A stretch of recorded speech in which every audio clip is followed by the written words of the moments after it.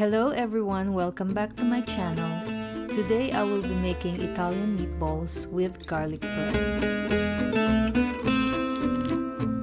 We'll start off making the bread crumbs.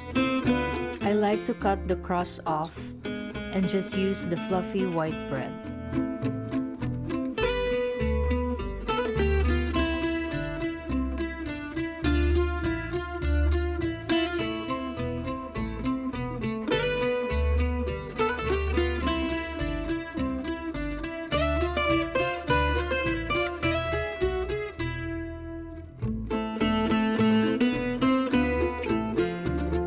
Cut into small squares, add water, then mash.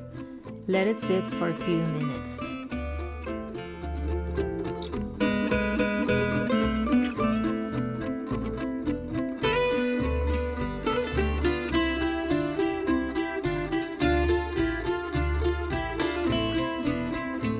Cut a medium-sized onion in half, dice into small pieces.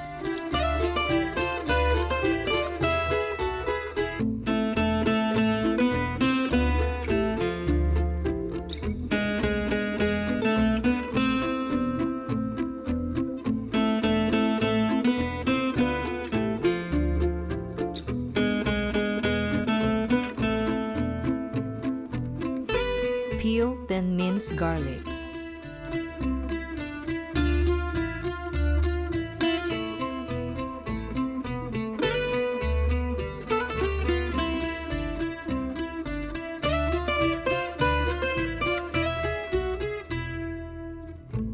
Pluck the leaves from your Italian parsley and mince. Do not include the stems.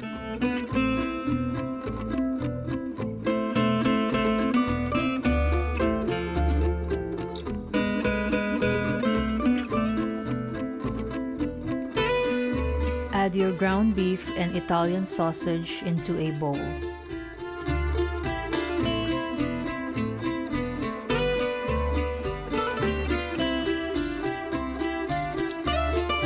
Crack 2 eggs and add the onions and garlic. Save about a quarter cup of the onions and garlic for sautéing the sauce later.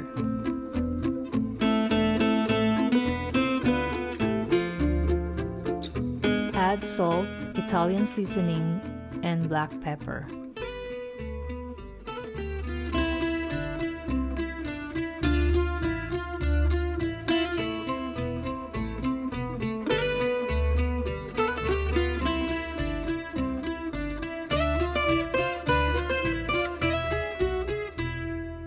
Mix all the ingredients together.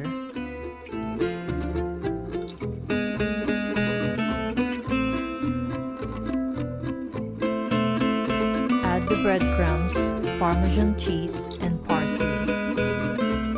Again, mix all the ingredients together.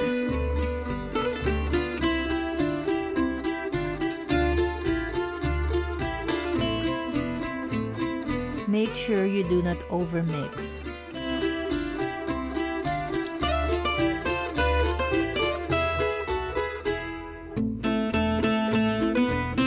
Cover the bowl with cling wrap, then marinate for 30 minutes. Wet your hands first and start forming the meatballs. Make each meatball into a 2-inch sphere.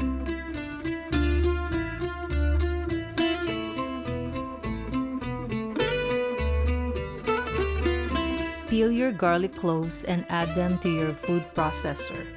Add a stick of butter and olive oil.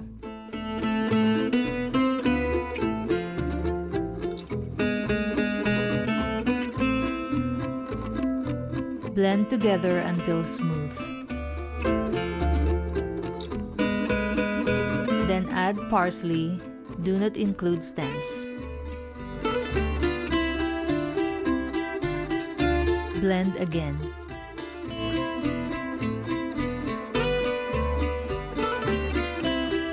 Cut your French baguette in half.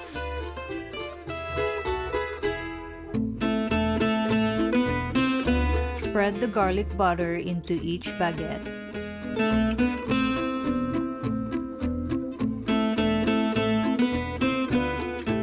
Wrap in foil and bake at 350 Fahrenheit for 30 minutes.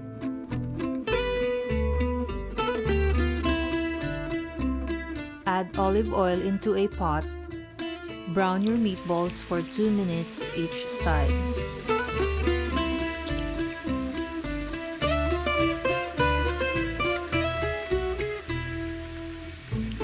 Do this in batches.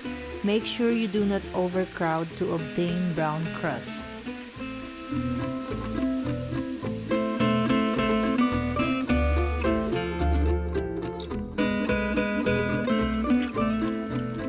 Sauté onions and garlic in the same pan.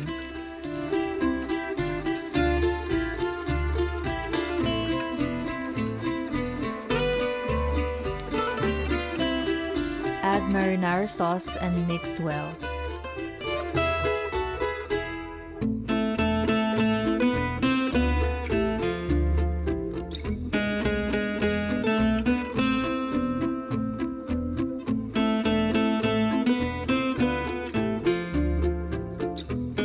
Add the meatballs into the sauce.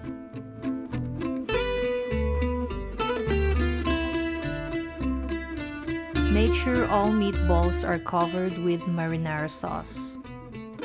Cover and simmer for 15 minutes or until internal temperature is 160 Fahrenheit. Remove the garlic bread from the oven and apply mozzarella cheese to the garlic bread.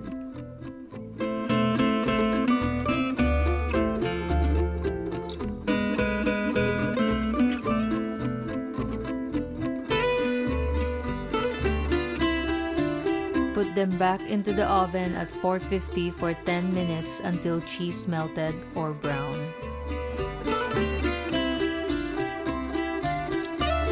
Place the meatballs and add parmesan cheese.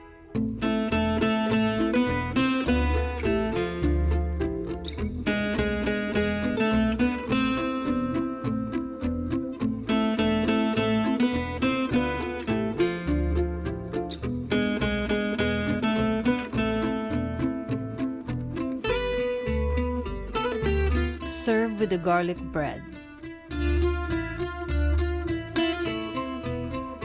If you like this video, please like and subscribe. Thank you.